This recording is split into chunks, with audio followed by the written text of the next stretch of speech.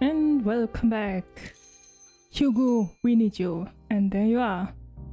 Hugo Mertens descends the staircase into the speakeasy, looking at you with mild confusion. As he approaches the bar, you see he's holding the note you sent him the night before. What did I do? Oh, because of the case. Right. I got your message. You're lucky I recognize your handwriting from your case report. You wish to speak in private? Yes. You repeat everything from Lucas' play, ensuring no details are left out. Hugo listens with patience and composure. Well, as you can imagine, everyone on the force is aware of these events. This is not some dramatic civilian feud ending in murder. This involves the death of one of the city's leaders. The senior officers are responding to the citizens' cries for justice, and levers are being pulled in positions of power too. I still trust the constabulary, but in this case we must expect them to be more rash than usual. Can't you reopen the investigation? Buy us some time? Could try, but I'd be risking everything we've been working for. We? Despite our combined success, the constabulary naturally assigns all plaudits to me. While that may give me some leverage, failing a case of this magnitude would likely see me demoted, at least. Hugo looks up and lets out a long sigh. He clenches his fist and slams it down on the counter, and his bright blue eyes look deeply into yours. You owe us, you know? I just don't know about this. We're really putting our necks out here. For what? Are we not partners on this? An innocent man's future lies in the balance. I trust you. Do you trust me? What the heck? Are we not partners on this? Yes, damn, yes, you're right. If there's any chance we can make a difference here, we have to try it. I submit a formal request to reopen the case. I do owe you a favor. There it is. Things will work differently this time, I'm afraid. Both the press and my superiors are out for blood, and I have their teeth completely sunk into Björn as a suspect. Simply providing a defense won't be enough to save him. You need to provide a tastier treat on top. Which means, in other words, if you truly think Björn is innocent, find me the actual culprit. That was the plan. Got it. I expect I'll be able to buy you 2 weeks, but if I don't show results by then, Björn will likely face a jury with extreme prejudice. He'll have no chance. Nothing would pain me more than to see an innocent man behind bars. I feel like justice is beginning to falter in Zara. We'll beat them no matter what. We have 2 weeks! That's a long time. Let's converse, we have much to talk about. Do we? You don't want a drink? You know very well I'm not supposed to be drinking on a job, partner. Unless you've decided to add plain black coffee to your menu, the answer is nothing. I'm afraid I haven't. I thought so. Where should I start? Speak to everyone who was at that party, including Clara. She's our witness. The fan of... Who again? How come I forgot that? I know she's a fan of someone, but I don't know who. We have very little on the second victim. Still, someone must be affected by their death. See if anyone is behaving suspiciously. That will do. Are you still sure about being in the police force? More sure than ever. Why? Because you don't need an honest police force when things are going well. You need good officers when things hang in the balance. You think the police are in trouble? I think all of Zara is in danger. I worry that trouble could one day come to the constabulary too. We need good officers. If the sternest sailors jump overboard when the storms loom, the rough seas will mean the ship will surely sink. You think you are a good officer? Well, I agree. I'm glad to hear it. Bullies look for the path of least resistance. Bullies in a criminal world, bullies in civilian life, and what if they come to the PD too? They're constantly testing the boundaries of what they can get away with, and it's up to good men and women to offer resistance. I've never been very popular with my colleagues, never had close friends. If I lost the chance to form a relationship with people because I'm blunt, direct, driven, well, I regret that. But what I do not regret is the friendships I missed out on or lost because I stick to what I believe in. You're uncompromising, you have principles, Thank you. In my mind, you could pay me no greater compliment. If I were to make a list of people I trust, you wouldn't be at the top. Oh, what? Wow, thanks. I wasn't finished. You wouldn't be at the top, but it wouldn't be it would be a short list, and you would be on it. Well, thank you. I guess from the perspective of the new bartender, he has betrayed that bartender, so I guess we have to say we feel the same, just to get some plus points in the affection. I appreciate that. But let's not get all sentimental, shall we? Still have work to do. To get back to your question, you asked me if I doubt about being an officer of the law. My response to you is this: duty. Duty. Duty. The will to do what you must even if it makes you unpopular. The will to admit you are wrong for the greater good. The will to put yourself in danger to expose the truth. I still believe in a constabulary, and the constabulary still believes in duty. Duty is the will to take responsibility for something, even when you don't have to. It is looking at someone else's litter on the street and putting it in a waste bin. It is helping a drunk man safely home even though he brought this misfortune on himself. And duty is working in a bar, helping the people you serve by keeping them safe, even when that's not your job. I trust I need to say no more. Thank you, detective. Should we lighten the mood? We could talk about hobbies. What? Suddenly? Tell me more about the case. I appreciate your efforts to indulge me in my hobbies, but we truly do not have the time. You're probably right. Nonetheless, your interest is noted. Another time, perhaps.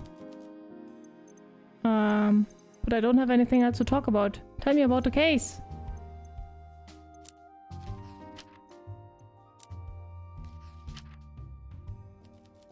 Bukovi's treasurer brutally beaten to death, and a second victim yet to be identified. Is it any wonder the press is all over this case? We have our work cut out for us. Where should I start? Speak to everyone who was at it. Yeah, we know that.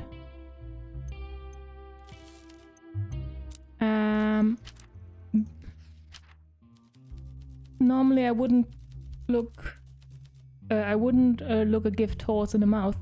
An alibi is an alibi, but it does feel suspiciously convenient, doesn't it? Let's see if anyone else was at the Hotel Jubilee that night can confirm this. Perhaps. Okay. Do I have anything more? We don't have any other suspects. We have to find them out. And we have 2 victims. Why is there only one? I would write unknown also here. Well, it doesn't really matter, does it? It's 1929. We go by real world. The war will soon arrive, I guess. Okay. I guess that's it. Okay, the customers arrive. Clara! Oh yeah, I know you. Right. That's why I thought you looked familiar. The doorbell chimes and your former co-worker Clara Salo descends the stairs. As soon as she sees you, she hurries to the counter with a big smile. Clara, long time to see. Clara? Fancy seeing you here. Well, it makes sense. Ever since you were let go from the Spire Lounge, I figured you'd turn up in a place like this. How have you been? Pretty good. At least one of us has some prospects. Damned. Gotta find a better gig. Something cool like you, but not exactly like you. What's up? Don't mind me. I don't want to kill the mood this early in the evening, especially when we're in the middle of a reunion. Say, any chance of slipping me some freebies again? You know, for old time's sake? Sure, anything for a friend? Oh, I was kidding. And thanks for the offer. I wouldn't rip you off or take advantage. You're nothing like old Mr. Muldoon in the Spire Bar with a secret bottle of Vinculum Red. You know me. Me and Sabra were drinking it and refilling the bottle with vinegar. You! If I had known you were the new bartender, I would have come sooner. I'm not much of a drinker, but this place has a buzz about it, even if it's been a bit dangerous around here recently. What have you been up to? Bartitsu, of course. I tell you all about it when you have some time. Looking forward to it. Yeah, we know her from the first case, right? First case? Second case? No, first case. What sort of drinks do you like?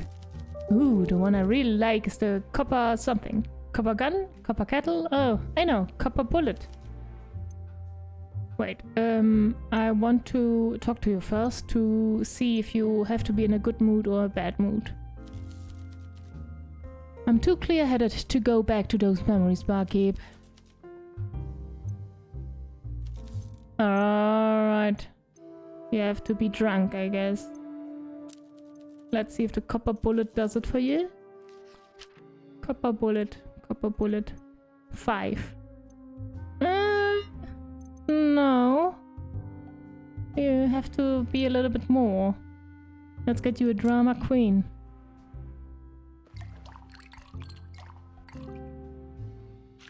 But if they're friends or colleagues, shouldn't the affection be a little bit higher to start with?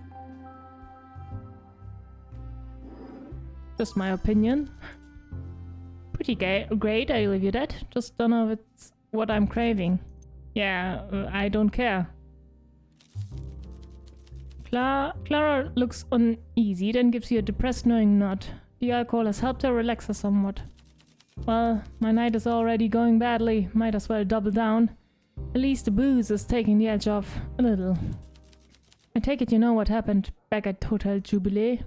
Pedro's murder? Bingo. The maid who made the call? It was me. Of course it had to be me. Why is it always me? I always seem to be in the wrong place at the wrong time. I'm sorry to hear that. I was cleaning another room when I heard breaking glass and some kind of struggle in the premium suite. The live music from the party downstairs must have covered up whatever was happening in there. What did you see? Not too much. Remember the rules for maids, right? All guests want to see clean rooms, not the people cleaning them. Still, curiosity got the better of me, so I took a quick peek around the corner in case it was something serious. I know it was dangerous, but I also figured maybe someone was in need of help. You saw a guest? I saw someone walk out of that room. I only saw them for a second before I ducked back to hide. They almost saw me, but in that second I can say I'm sure of one thing. It was a big blonde guy. Looked a lot like Björn. Are you sure? You know Björn? Sometimes Lucas stays at a hotel on weekdays when he works late. He's polite and friendly, so we talk. We're not buds, really, but even in casual chat, he cannot shut up about his big, gentle giant. So why were you scared? Blood on the door handle when he closed the door. You couldn't miss it. When I saw the blood, I knew I was in trouble. I hid until his footsteps faded away. Long after the footsteps were gone, I was just frozen there in my hiding spot. I've been in scraps and fought my way out of tough situations, but I've never been so afraid in all my life. When I finally ran to the telephony machine in the lobby, I could barely dial for shaking. Sounds frightening. I'm glad the police found the body. It wasn't me or any of the other mates that saw the mess. The descriptions in the papers were enough to make my stomach churn. Still, I'll never forget what I heard that evening. What sort of psycho would whistle a tune as he walks away from a murder? That's disconcerting. Whistle a tune? I agree. Anyway, I gave my statement to the police, and it seems Björn is the only one who fits the description. Don't know him personally, but if Lucas vouches for him, that's got to stand for something. Part of me just hopes some new suspect appears out of nowhere. I'd hate to see Lucas go from lovebird to the unwitting partner of a murderer. Me too.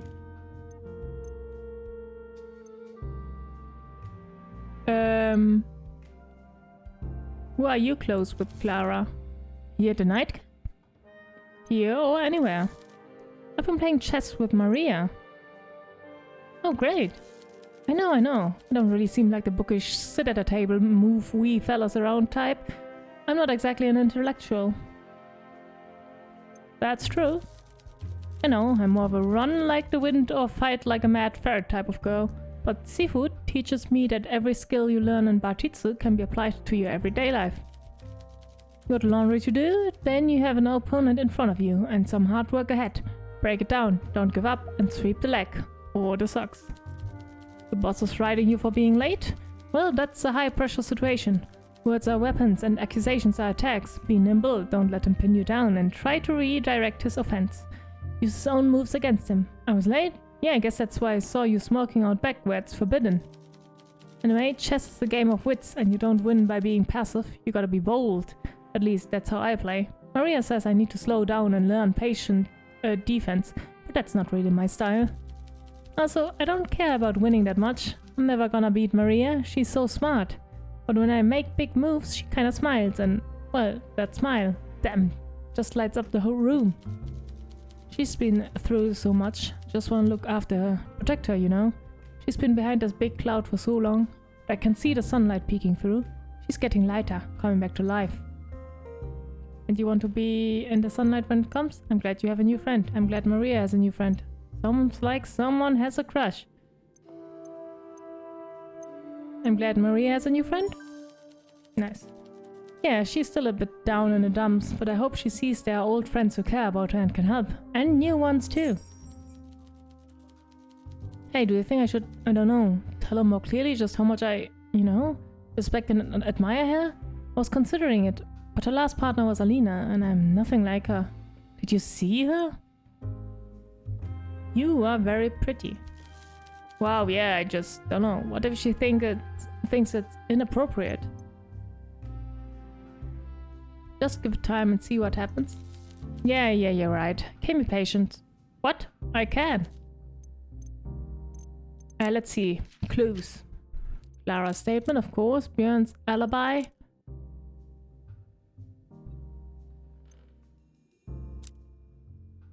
Björn's alibi?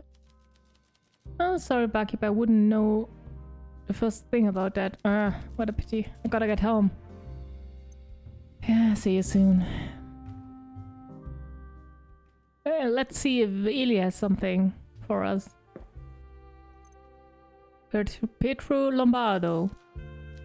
Pietro Lombardo, 5th June 1885 to 28th April 1929, was a Bukovi resident best known for his position as the city's treasurer. As the son of two laborers, Pietro still managed to climb the ranks of local politics. At the age of 18, upon graduating high school, he began an internship at Bukovi City Hall. Pietro quickly displayed his exceptional money management skills to Clement Sullivan II, who held the position of treasurer of Bukovi at that time. Lombardo soon earned himself a spot as treasury assistant. As the new city council was being assembled in 1912, Clemens pushed Pietro Lombardo forward as a promising successor, a position he has held ever since. Pietro went on record stating his money management skills are the natural result of his family's financial struggles. They had to meticulously track and plan their spending every week to make ends meet. Pietro was found dead at Hotel Jubilee on the evening of April 28th. While a police investigation is still ongoing, official statements confirm his death was the result of blood loss due to blunt force trauma. Not that much information. Lucas Crown. Lucas Crown, born 1889, is the son of Chester Crown and Emily Marcia Crown, current patriarch and matriarch of the Crown family. Zada's history traces the Crown's family name back to the country's first attempt at unification in the year 1600. The family has held positions of power as advisors to royalty and rulers alike, which is theorized to be the origin of the name. Receiving his basic education through private tutors, Lucas went on to study economics and finances at the University of Valavia in the south of Zara. Upon graduating with high honors, Lucas returned to Bukovi and briefly worked at Weaver's Accountancy to earn some workplace experience before finally accepting a job at Grand Central Bank, currently owned and operated by his father. Oh. That's an easy job then. Father John Lacey. John Lacey Jr., born 1886, is the son of John Lacey Sr. and is current priest assigned to the East Church on Bukovi Boulevard. John Lacey has been in service for 25 years to the Church of the Goddess, partaking in smaller services until taking over from his late father in 1910. Since then, official records indicate that the Bukovi Boulevard Church has grown in followers, which includes the renowned opera singer Olivia Carmine. Records also indicate that John Lacey briefly took a leave of absence for a month after his father, John Sr., passed away in the summer of 1927, but has since been back in service. Why do we need more information on him, though? Suspicious, suspicious. Alright, let's see. Maria. Good evening, Bartona. I'm glad this place is still open. It's nice to see you again. I feel like we got off on the wrong foot when we first met. I was in a bad place. I just lost my friend and maybe I was a little cold, distant. It's understandable. Hey, thanks. That's decent of you to say. I'm doing better now. Not, fantastic, but I'm back on track. And track right now leads to something nasty and alcoholic. It's good to take a break from the books, socialize a bit. Is there anything you want to talk about before I go back to reading? Do I have your favorite drink? Have you been reading the news about the murders? It's all very alarming and it's a big effect on the people here. I've been watching everyone closely. What have you noticed? Vincent was pretty shook up. I'm fond of him, but he has some old-fashioned ideas. He's not the most open-minded about foreigners. He's prone to being judgmental. Vincent, true. So he has something to do with the murders? That would be terrible. I don't know if I can talk to him about it. He seems touchy. And there's Lucas. He's terrified. More afraid than Björn. He knows it doesn't look good for his partner. He just found someone, and now he's worried about losing them. Hugo's on the case, and he seems focused, but nervous. See how he talks to you now, too. Something has changed. You're closer, and I'm glad. Maybe together you can solve this mess. Thanks, Maria, that's helpful. It was? Do we have your favorite still? Yes.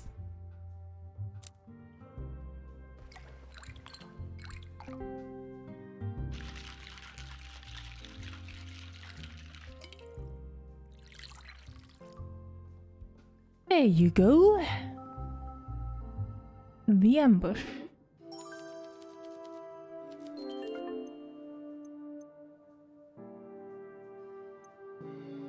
Have you found a new chess partner? I have.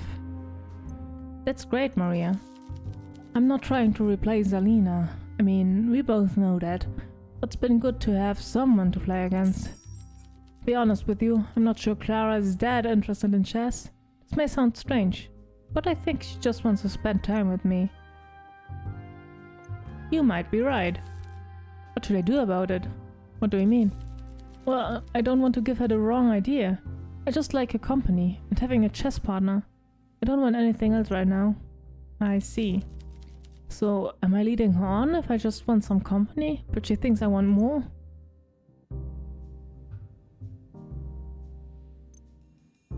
You're not using someone if you want to be their friend. Yes, I suppose that's true. I'm fond of her. One day, who knows? I won't push her away. I don't think I could if I wanted to. It's good to take a break from the books. Oh yeah. Blah blah blah. Will you visit the tea terrace? I want to. I should look in on Miss Bai. She misses Alina and you too. I know. I've been caught up in my own grief. Couldn't shake the horror of that night. I didn't want to see that place again. But it must have been hard for Feng too. It happened in a place she considers her home. Maybe if I go back there, even though it's hard for me, it would make her feel better. I'm not avoiding her. I hope she knows that. She knows. Yes, but I think I need to make sure of that. I need to see her. Been so caught up in my own grief. I think I forgot about people like Miss Bai. Hey bartender, thanks for giving me a nudge. This is the right thing to do, for me and for Miss Bai. No problem. How have you been since we talked last? It's been tough, but after Alina's murder was brought to justice, I feel better. A little. What do you think of Wendy now? I don't think about her at all. I think of who I lost and I think of how much duller my life is without her. There's a quote in my favorite book. I don't have nightmares about the axe that cut down all the trees. I have dreams of the forest and how the sun fell shining through the canopy. Poetic. I don't waste time on people that don't matter to me. Now I can remember Lena, and the person responsible has been taken somewhere she can be forgotten by me and everyone. I'm trying to get on with my life. I guess the worst thing is when something good does happen and I want to tell someone. Alina would have been the first person I turned to. Last week I managed to play a few sets. I felt like a fog lifted from my brain. I was feeling the board, predicting the moves I need to make to win. It was like the old me was back, just for a moment. But after the elation of a breakthrough, I didn't have anyone to tell, anyone to celebrate with. My joy just dissipated. What's the point of winning at chess if you can't share your victory with a friend? What about Clara? Oh sure, I've spent a lot of time with Clara, and she's good company. I think she's a little nervous around me. I don't know if I intimidate her, but it sure seems like she's sweet on me. I wonder if she'll pluck up the courage to admit it to herself. Or me. I'm putting myself out there, trying to make new friends, trying to find some joy again, and not just because it's what Alina would have wanted. It's what I want too. But I have to go at my own pace. Alina would be happy about that. Thanks. And not just for this talk, for everything. I'm glad I'm out and living my life again. Every time I force myself to come here, I'm glad to see you too. Thanks, friend. Oh, I'm a friend. Alright, let's talk a little bit more.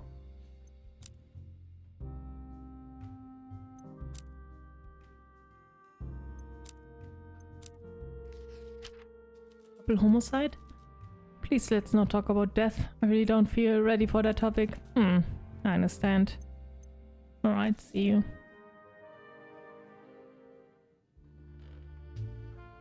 Bang bye! And good evening.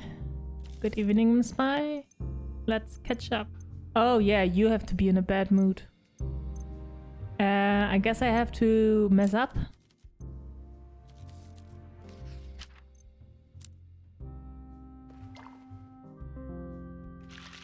Oh god.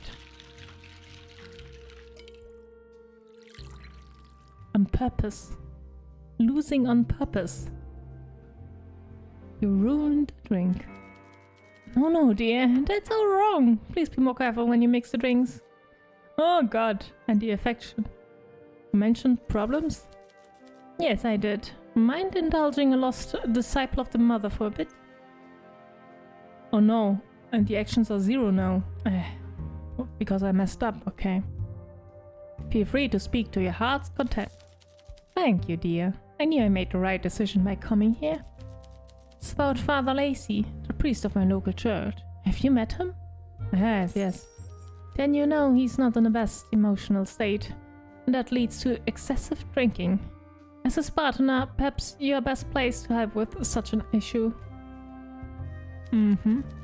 Last Friday I headed for the confession booth after Mass, so I could ask the goddess for forgiveness. Forgiveness for what? Oh, shit. My dear, a confession is private, sacred affair between a disciple and a priest. It's inappropriate of you to ask. Breaking the seal of confession is a heavy infraction. I'm sorry. As I reached for the door, I noticed it was padlocked. This had never happened before, so I went looking for Father Lacey. I did eventually find him in a little sanctuary room beyond the nave, surrounded by multiple empty bottles of sacramental wine. Ew. Whatever demons he has to battle, that's between him and the goddess, but it pained me greatly to see John in this state. He just looked so upset. So we have two people who are different, Vincent and Father Lacey. I asked him about confessions, and through the slurred words I gathered he was no longer taking any, and that I should just go home. What? When he came in yesterday he told me he would never stop. I've grown so accustomed to weekly confessions that I feel uneasy leaving my sins unspoken, as it were. But there's more to it than that. Faith has been a strong pillar in my life. I know that if I found another priest, I would maintain my connection with the goddess, but I believe the goddess does not want that. She wants us to help the good people who cannot help themselves, people like John. If you have a chance to speak with him, let him know we are all worried about him. Will you, dear? I will. And see you soon.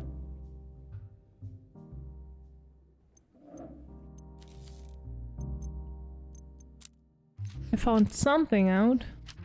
Clara's statement. Sure, I don't need to tell you how damning this looks. Perhaps it's time to admit your faith in Björn was misplaced. If it wasn't him, we're letting a killer run free. Your powers of persuasion continue to amaze me. Seems I picked the right partner. So Clara saw the whistling man leaving Petro's room just after 11. Question is, was Björn still at the party at the time? I'll find out.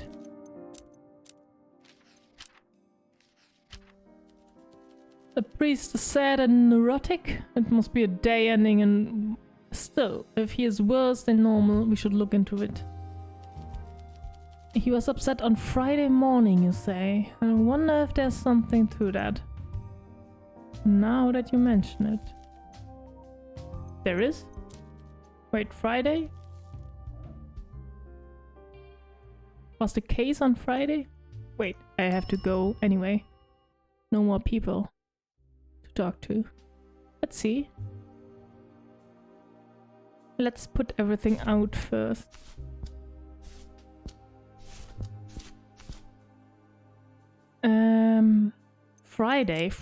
Friday.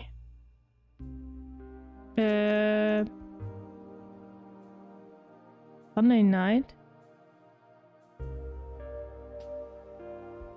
Before he passed away?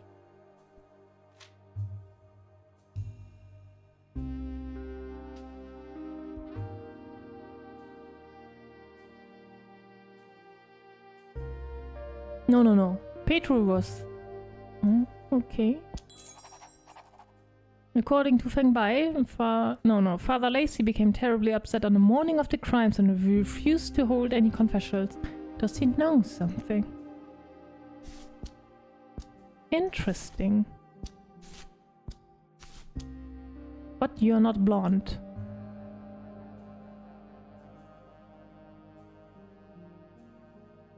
Why did it say Sunday though?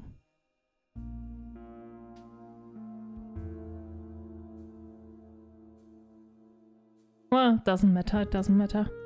Alright. We got something. I don't think we have anything more. Except maybe... Okay. I thought we can find out, like, if he was with Björn, then this doesn't make any sense, but sure. We'll find out another way. Alright, that's it. And that's also it for this episode. I see you in the next one. Bye bye.